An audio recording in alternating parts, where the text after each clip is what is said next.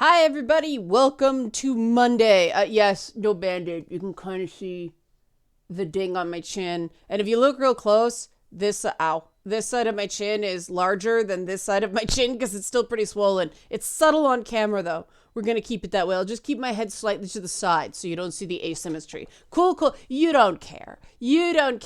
But if you like to see me try to destroy myself and then do videos anyway, help support this channel. Become a monthly patron, patreon.com/LeannaK. I actually had to talk about a gaming story this week. I figured this one is non-controversial enough that we can just sort of have a discussion about it. I'm still noticing that people are kind of raw, so I'm not going to do anything too contentious for a while still, but this story seems okay. It seems to fit a happy medium. I'm talking, of course, about the Friday announcement and then rapid reversal of changes back plus to Microsoft's fee structure for its Xbox Live Gold membership. I hate the name Xbox Live Gold. Back in the day when they first started, it used to be like, doesn't matter, moving on. I'll do the story and then I'll tell you my opinions and sort of the background on my opinions, because I have to sort of declare an emotional bias on this. There's certain things just about Microsoft's business practices in this regard that piss me off. I'm going to declare in earnest. So I may not be totally like logical about certain things because this just angers me. Okay, so Microsoft has reversed its controversial Xbox Live price increase. The company announced a price hike on Friday that would have doubled the cost of a yearly subscription to the service, which is required to play games online on Xbox consoles, to $120 for many users. That's yearly. Now, this is US money, so it would be even more in Canada money, okay? Now, though, Microsoft says the price will stay the same. Beyond that, Microsoft has decided to bring Xbox Live in line with Sony and Nintendo's online services by dropping the subscription requirement for free-to-play games. Yes, dropping the subscription requirement for free-to-play games. Popular free-to-play titles like Fortnite are playable on PlayStation consoles and the Nintendo Switch without an online subscription, but you still need one for Xbox consoles. Microsoft says it's working hard to deliver this change as soon as possible in the coming months. They're working hard to deliver this. So they haven't done it yet. They're going to do it. Okay, here's what pisses me off. Okay.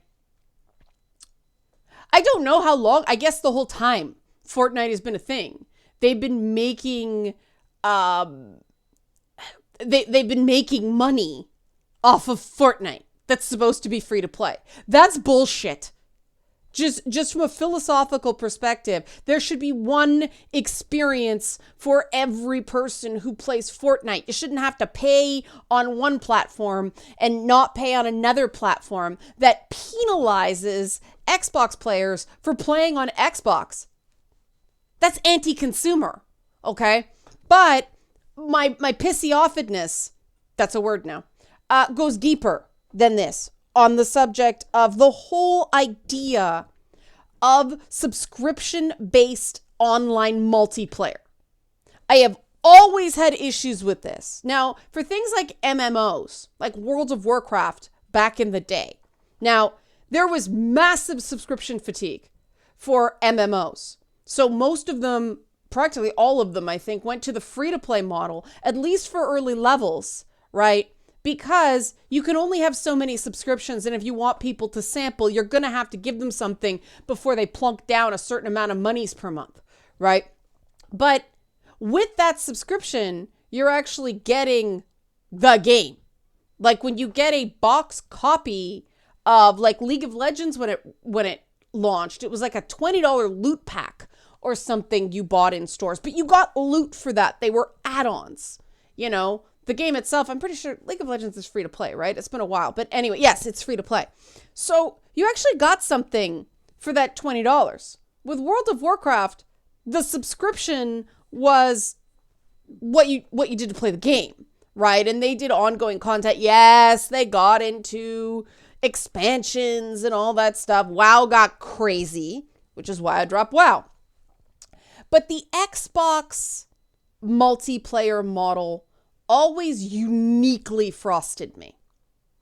Because I remember when I tried my first and only Call of Duty game. No, it was my second Call of Duty game. I played when Call of Duty was originally a World War II shooter. I played that.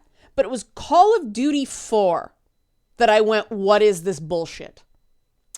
Because the campaign was like 5 hours long. Full price, right? Full, straight out, AAA pricing.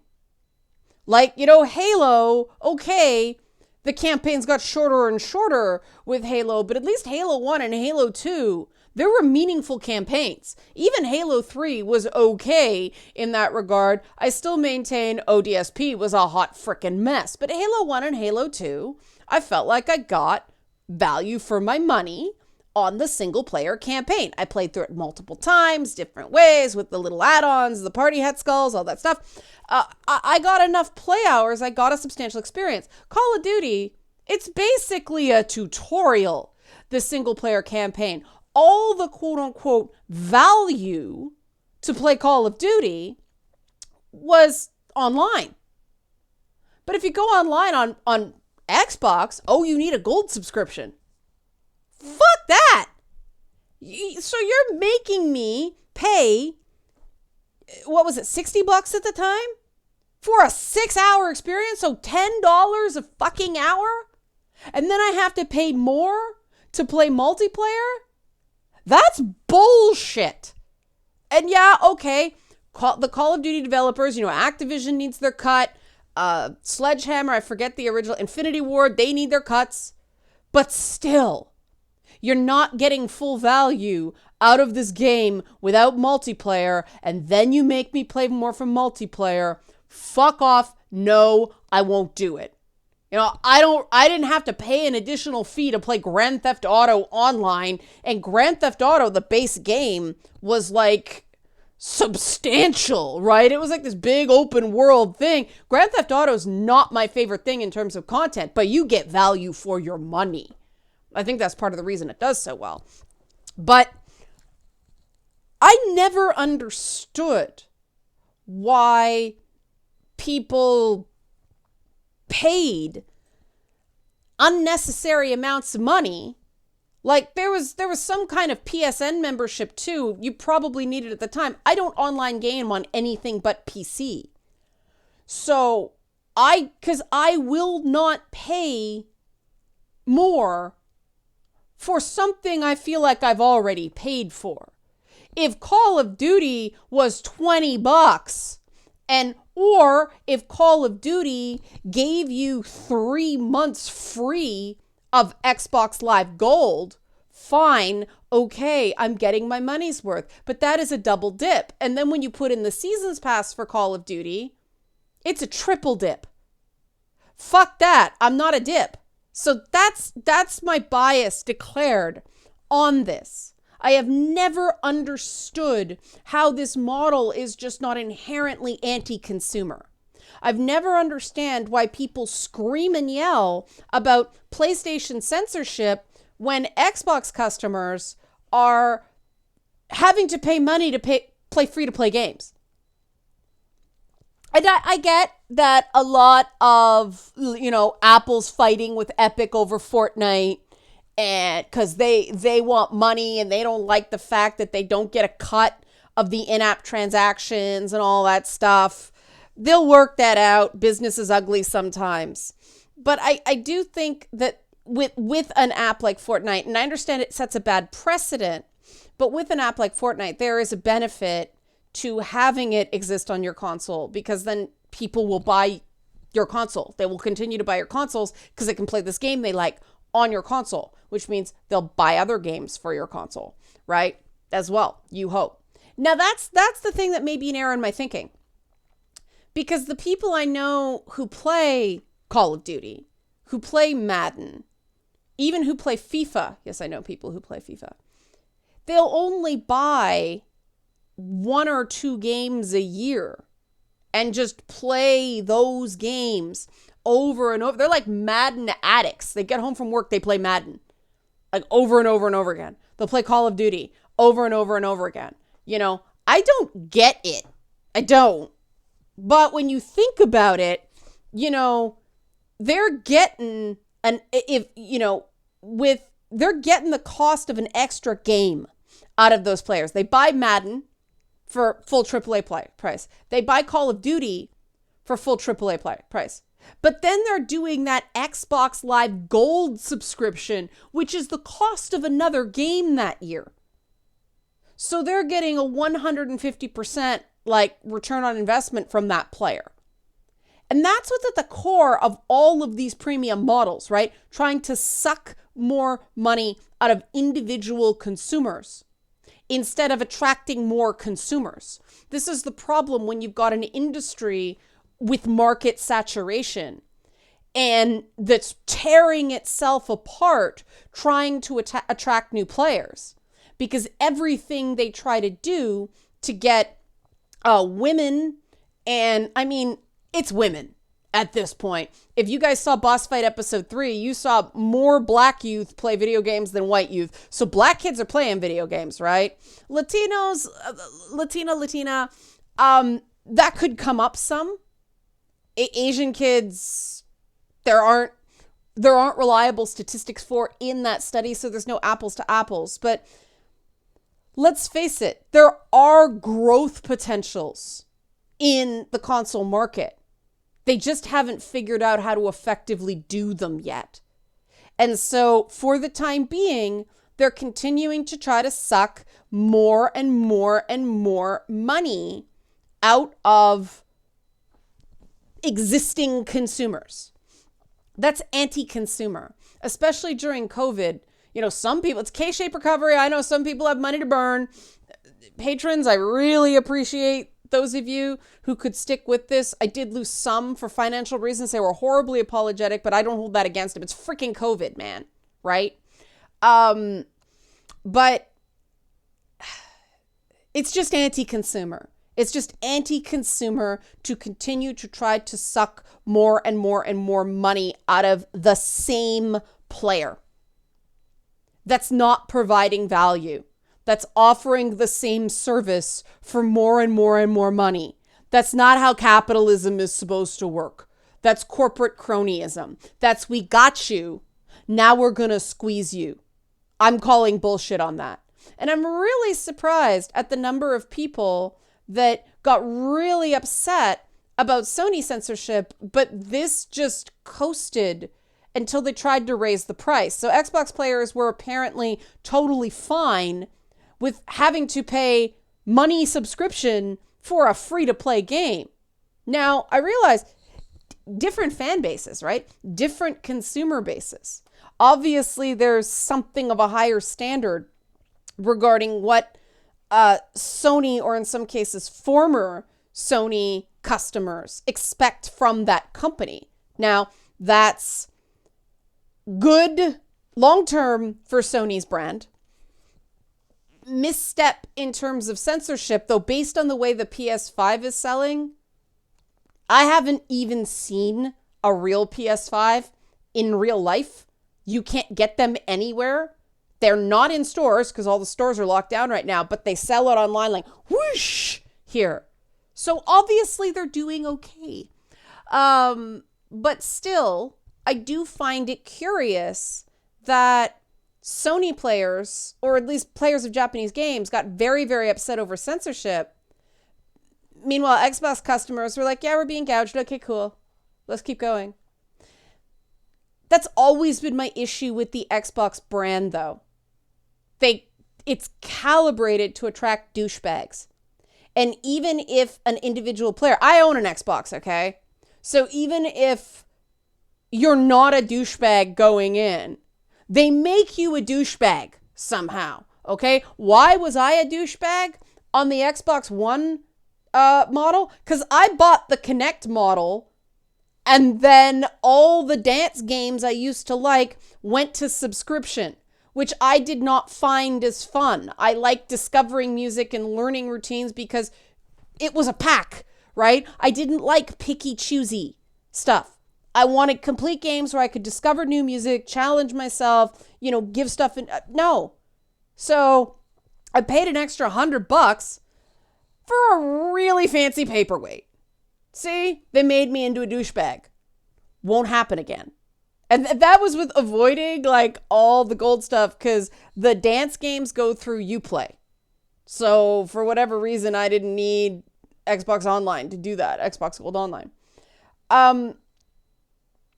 But this is something where equal standards aren't being applied, different customer bases. There's nothing wrong with that. No criticism of anybody. You're mad about Sony censorship. You go ahead, be mad about Sony censorship. I don't like. I find the censorship that Sony is doing of niche Japanese games utterly pointless. That is my opinion on it. However, that is more understandable to me than these Xbox business practices. So I started, okay, let's try to be fair for Xbox. Let's overcome the fact that it just pisses me off, right?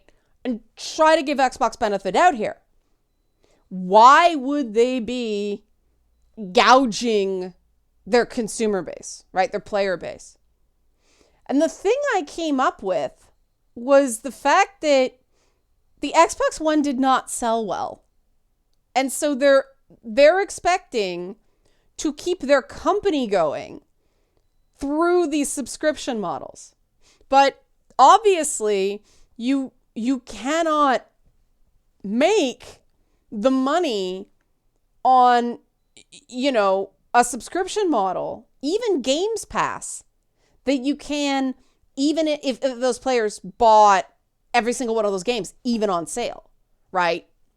And so, yes, the boost in gold price was intended to push people into Games Pass, because Microsoft is basically becoming console Steam instead of a PlayStation competitor. Remember the Steam machine they tried to make based on Android operating software? Yeah. Was it Android or was it Linux? Don't remember now. Sorry. No, Ouya was Android, right? Steam was based on a Linux platform, I think. I digress. They're just trying to suck money out because Sony's like, hey, here's God of War. Here's Naughty Dog games that everybody buys, even though they didn't really like the last one. Haha, still got your money. Here's Kojima's latest weird game. Like, here's Final Fantasy, which is still console exclusive. They have those. Here's Ghost of Tsushima. Here's whatever next cool IP is just going to drop, and they're going to undersell it, and everybody's going to go freaking crazy over it. They have a exclusive IP catalog, Horizon Zero Dawn, and so on and so forth. Ratchet and Clank. Love Ratchet and Clank. The Spider-Man games. Love those games. See, there's so many really great exclusives for PlayStation that I forget some really great exclusives. I bet if I look back at my PlayStation games, there'd be a bunch of PlayStation 4 games I completely forgot. Not going to do it. That's going to be a distraction. And so, of course, I just by default, if I'm going to buy a third-party game, for instance, a Ubisoft game, I'll buy it on PlayStation because that's just my habit. And that's how PlayStation makes money. Now, Microsoft, for whatever reason, gave up on their first-party exclusives and went to the subscription service. Now, Games Pass is great if you like to play a lot of different games and bounce around and not stick with one for very long, right? If you're fixed and you need to know this is how much I'm going to play for a month and you have a lot of time to game, Xbox is a great value.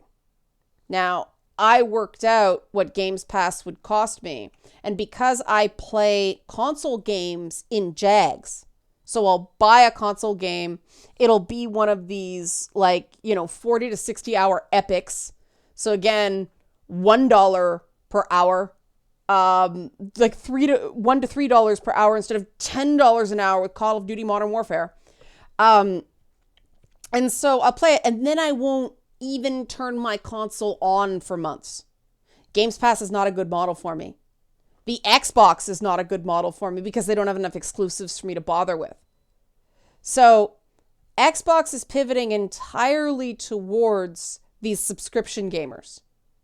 And what this is an indication of, this attempt to do it and then a pullback, this is their instinct, okay? And this is when you're going to invest in next generation hardware. I know some people are hardcore Xbox because they want to keep their gamer score. I feel you. I abandoned my Xbox gamer score. It's not that important to me. They're just points. They're just numbers. They're not real. But it's a part of some people's identity. I get it. But be prepared that, okay, they're not going to gouge you fast by doubling the price.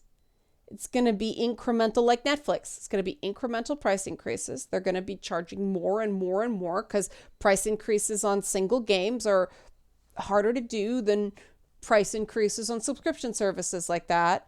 Just be prepared that this subscription model, this Games Pass model, has a real tendency to have price creep. And that's my issue with it.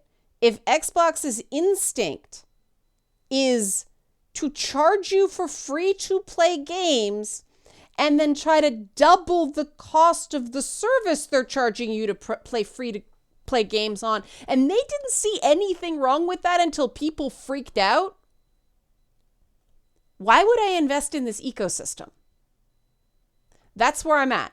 So again, if you love your Xbox, awesome. If you're one of those players that this model works for you, awesome. I'm just telling you my issues with it, okay? If you like this sort of content, help support this channel, become a monthly patron, patreon.com/LanaK. Thanks for watching.